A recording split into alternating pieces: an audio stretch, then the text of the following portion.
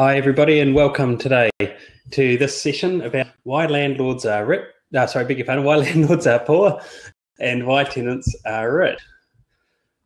And we're going to talk about why some landlords earn more money than others, what you can do about it to earn more money from your rental investments. The reason I chose the topic of why landlords are poor is simply because I want to address some of the things that are holding people back from earning as much from their property investments as normal. My name's Greg Watson. I'm from a company called Watson Real Estate in Palmerston, New Zealand. I've put a link here, and for those of you who are watching it as recording, I'll put the links down below. And we've got a great free resources page that I've written called, there it is, Earn Thousands More from Your Rented Property. And that's our resources page on our website. Some of the content from that book I'll be talking about today. So let's look at reasons why owners are not earning as much money from their rental investments as they could. And there's actually quite a wide range. But the title of the session is a little bit tongue-in-cheek, because why should the landlords be poor and the tenants rich?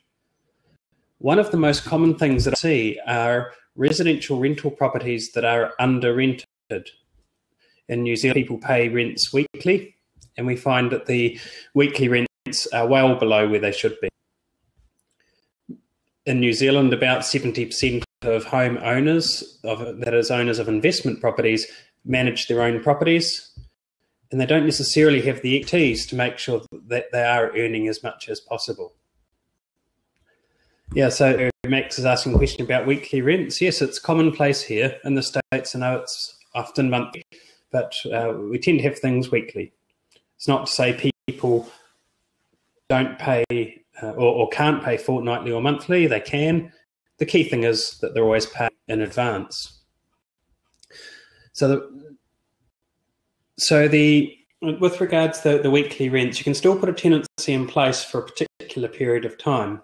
In other words, a 12-month lease, but the rent is paid weekly. What it allows is that the rent can be picked up on day one, and it's only in terms of if it misses, etc. So why are tenants rich? So there's a lot of tenants who are richer than they should be, I must say, because they're massively underpaying for their rental properties. So let's look at that. In an example, recently I went to visit a lady who looked after her own property. She'd been rented to the same family for 10 years, which is great, no vacancies. The rent for that was $200 per week, and she'd never put the rent up.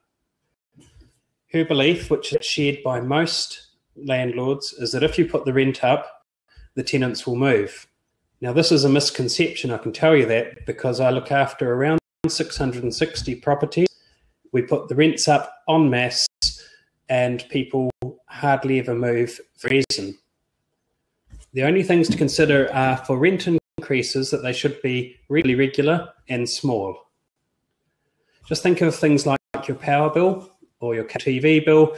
When they send out those letters that tell you it's going up by a dollar or two per month, you just throw them straight in the bin. Prices go up, it's life, and rents are no different. So many of the landlords and homeowners experience increasings for things like rates, insurance, and so forth.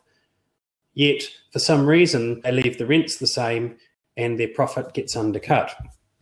So this lady, I went to the house for her and identified it shouldn't have been renting at $200 per week, but actually $190 per week.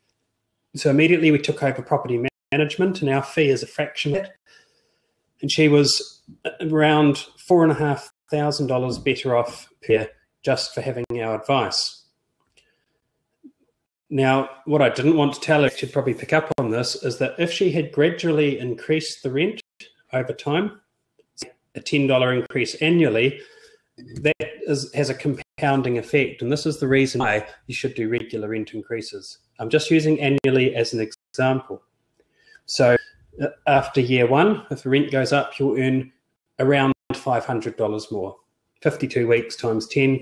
I'm simplifying it just down to 50 weeks, so $500. In year 2, when the rent goes up, that compounds. So you get the 500 you'd previously put up plus 500 that you've put it up this time around. Now, if she had put up her rents in the years that she managed property by around $10 a year, which is in line with the market, she would have been $20,000 better off. Just that simple thing, being a little bit soft, or the fear of the tenants moving, meant that she missed out on a significant amount of money. Welcome, Lucas.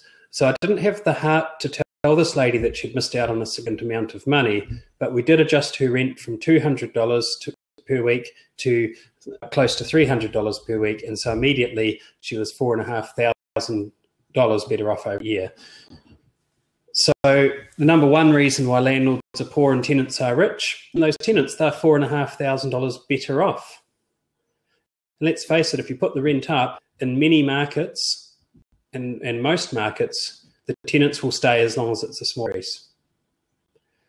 And the reason why landlords are poor is that that lady continued to pay the bills and have all the increases in her bills relating to the management of that fee while not putting the rent up. When people, in my experience, when people look after properties themselves, which is common in my country, they are a bit soft or reluctant to do things that really should be process-based. So process-based things like regular rent increases, regular inspections, and so forth. So the first reason why landlords are poor and tenants are rich is simply because people do not put the rents up often enough. You can check your legislation as to how often you're allowed to, and you can research what similar rents are renting for in the area. It's a bit hard for me to give specific advice because we have viewers from around the country and around the world, but I can say that in my country, you can go to tenancy.gvt.nz, and I'll put that in the chat down on the side here. And this actually tells you for certain suburbs what the rents are, and a bit of a feel for if your rent is generally in line. Alternatively, a property manager, somebody like myself, could visit the property, and welcome again, Lucas. You come and visit the property. Sometimes they charge for this service, for example, $75 or something like that. I usually don't, but remember, just a $10 increase will help you earn $500 more in a year as a landlord, $10 increase per week. If you're used to monthly rents, like Max probably is in the States, change it by $50 a month. Okay, so same principle applies. Excuse me. So that's strategy is covered as one of the things in my book, Earn Thousands More from Your Rented Property. And Luke, the link is in the chat if you'd like to have a look. Now, another reason why landlords are poor and tenants are rich is that many landlords fail to advertise and market their properties well enough. So when it comes to find new tenants, they're simply not promoting to the right areas, the right marketplaces, and not showing their property in its best possible light. As a minimum, to help your property stand out and to achieve a better rent, it would be good to have multiple photos online, a great description, and a walkthrough video tour. If you want to see what a walkthrough video tour looks like, go to watsonrealestate.nz. watsonrealestate.nz, we've got some on there. Or our YouTube channel, which is youtube.com/watsonproperty. I might pop that in the chat as well, because I'm sure you'd agree it's a great tool, the walkthrough videos, for attracting people who are from out of town or from overseas to your property. And really, when you're marketing, it's all about attracting the people and attracting the right people. Another thing you can do to help maximize the rent is to target particular areas. For example, large employers, human resource agencies. In my area, we've got university staff and military organizations. So if you target those areas specifically with details of your property, you're likely to attract a better standard of person. But one thing that we know in my job, in my role as a property manager, is people that are moving from an area where the rents are higher to your area, rents are lower, will pay more money in your area provided that's something that they like or love or that is similar to what they're used to. What I mean by more is to pay more than what the local market will pay. And that's why it's important to target people like human resource agencies and large organisations. Because I know from my experience of renting out thousands of tenancies through hundreds and hundreds of properties that people will always pay more if the home suits their needs perfectly well, but you need to convey the benefits of your home in the marketing to those people to attract them.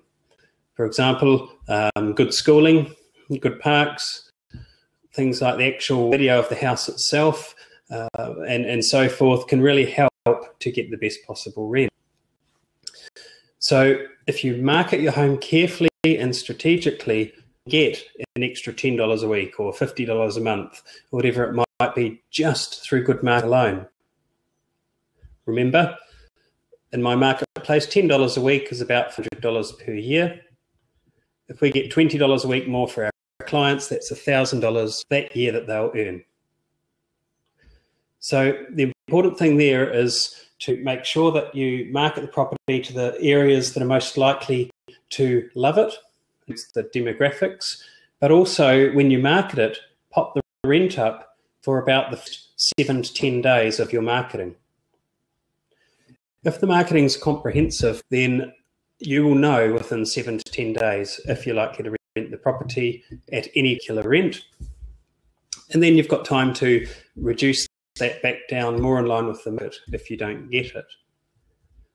So a common strategy to help these poor landlords get more rich, or if you like, is to ensure that you're paying higher than the market level to people who will pay that for the right house. I will say, though, that this does depend on the quality of the home. So that's a little bit about the marketing side of things. And so I've covered marketing and the regular rent increase. Now, another thing that can earn you literally hundreds or thousands of dollars per year is if you're able to reduce the vacancy gaps on your property. That is, when a tenant moves out and you're waiting for the new tenant to move in, there can be a gap. Investors in this country will tend to say that if you're buying an investment property, that you should allow for 2 weeks per annum where the home is empty. Now, the role of a good property management company, and for yourself as a proactive landlord, is to try and reduce that gap down as small as possible. Most often you'll need a day or two to just tidy things up, etc. But if you can reduce that gap, say from 2 weeks to 2 days, that's hundreds of dollars. So here's a strategy for you to put in place, and Max, you might like this one. When you're marketing a property, start 6 to 8 weeks before it's due to become available. Then start marketing at a higher rent and targeting the particular areas that are likely to pay more rent, the particular demographics. If you get it, it's great. But as you approach the time that the home's due to be vacant, usually about 3 weeks before, if you haven't found somebody by that stage, just bring that rent back down in line with the market, and it should rent with a very short vacancy gap. So just to recap, start marketing early. Don't wait for a tenant to move out or anything like that. Start marketing early, start higher, and then reduce if you need to.